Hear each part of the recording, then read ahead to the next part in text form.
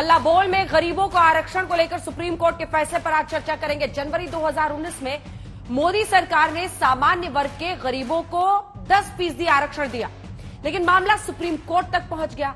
आज supreme court की संवैधानिक पीठ ने 3-2 से सरकार के फैसले पर मुहर लगा दी, यानी ये साफ हो गया है कि सामान्य वर्ग के गरीबों को 10% आरक्षण मिलेगा। आप मेरे एक और देख रहे हैं, 2019 में जब सरकार ने 103वें संविधान संशोधन का बिल पेश किया था तो विपक्ष की किस किस पार्टी ने समर्थन किया था और कौन कौन पार्टियां विरोध में थी? कांग्रेस पार्टी ने समर्थन किया था, लेकिन सवालों के साथ। समाजवादी पार्टी ने भी समर्थन किया था, लेकिन शर्तों के साथ। आरजेडी, डीएमके और ओवैसी की पार्टी ने विरोध किया था। आप मेरी दूसरी तरफ देख रहे हैं कि किन किन राज्यों में 50% से ज्यादा आरक्षण हुआ और फिर वो सुप्रीम कोर्ट या हाई कोर्ट में पहुंच गया। कई राज्यों में 50% से ज्यादा आरक्षण को कोर्ट ने खारिज कर दिया, लेकिन ईडब्ल्यूएस कोटे के आरक्षण पर सरकार ने दलील दी कि ये 50% से बाहर है। अब इसे लागू होने के बाद ज्यादातर राज्यों में कुल आरक्षण 50% से ऊपर होगा। आज हम इसी सवाल पर चर्चा करेंगे कि क्या सुप्रीम कोर्ट के फैसले के बाद गरीबों के वास्ते आरक्षण के रास्ते खुल गए हैं? ये रिपोर्ट देखिए। सुप्रीम कोर्ट के 5 में से 3 जजों ने संविधान के 103वें संशोधन अधिनियम 2019 को सही माना है, यानी देश की सबसे बड़ी अदालत ने आर्थिक रूप से कमजोर सामान्य वर्ग को आरक्षण देने के फैसले को सही ठहरा दिया है। ईडब्ल्यूएस आरक्षण के पक्ष में सुप्रीम कोर्ट ने 3-2 से मुहर लगाई।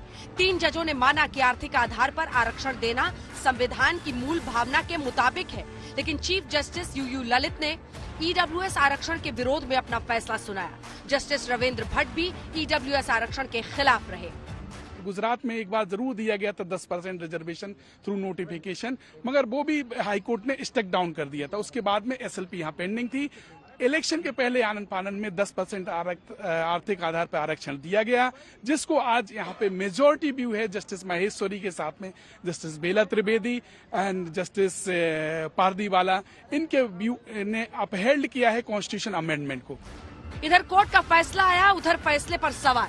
कांग्रेस के नेता उदित राज ने ईडब्ल्यूएस आरक्षण के फैसले को लेकर सुप्रीम कोर्ट पर ही सवाल खड़े कर दिए।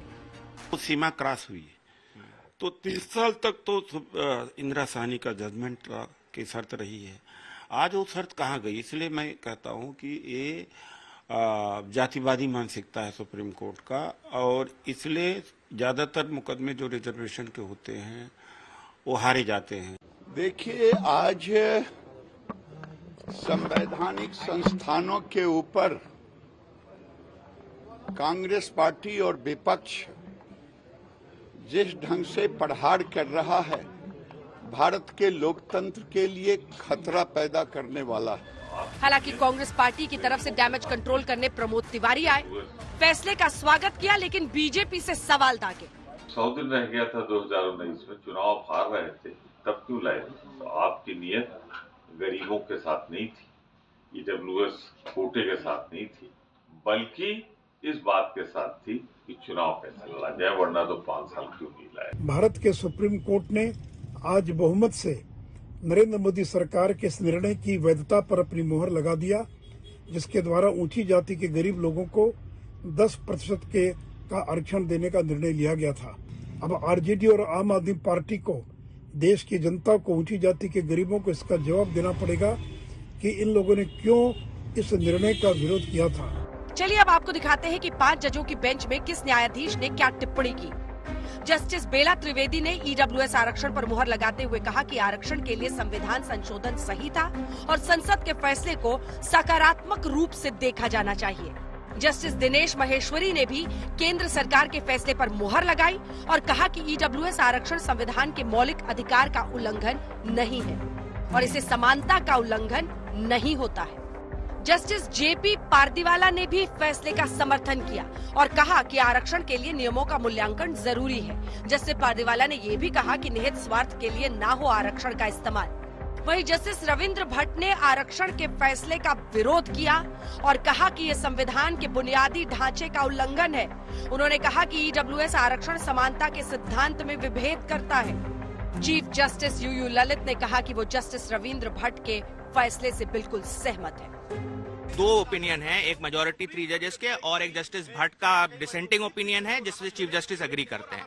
और मेजोरिटी ने ये कहा है कि ये बेसिक स्ट्रक्चर वायलेट नहीं करता है। ऑल्सो जो एक्सक्लूजन, जो backward caste, SC ST, Dalits और जो OBCs को एक्सक्लूड किया गया है EWS रिजर्वेशन से, वो बेसिक स्ट्रक्चर वायलेट नहीं करता। यही डिसेंट ने ये पॉइंट आउट किया कि अगर आप इस तरह से अलाउ कर रहे हैं 50 से ऊपर, तो उसकी कोई सीमा ही नहीं है। जो रिजर्वेशन का रूल है वो इक्वालिटी के रूल को खा जाएगा। जनवरी 2019 में मोदी सरकार ने संसद से संविधान संशोधन बिल पास करके सामान्य वर्ग के आर्थिक रूप से कमजोर लोगों को नौकरी और शिक्षण संस्थानों में 10% आरक्षण का फैसला लिया था, जिसके विरोध में सुप्रीम कोर्ट में ये दलील देते हुए याचिका डाली गई थी कि केंद्र सरकार के फैसले से 50% से ज्यादा आरक्षण होगा। लेकिन कोर्ट में केंद्र की ओर से दलील दी गई कि आरक्षण के 50% बैरियर को सरकार ने नहीं तोड़ा और आरक्षण 50% में आने वाले सामान्य वर्ग के लोगों के लिए ही है। दिल्ली से संजय शर्मा के साथ आज तक ब्यूरो।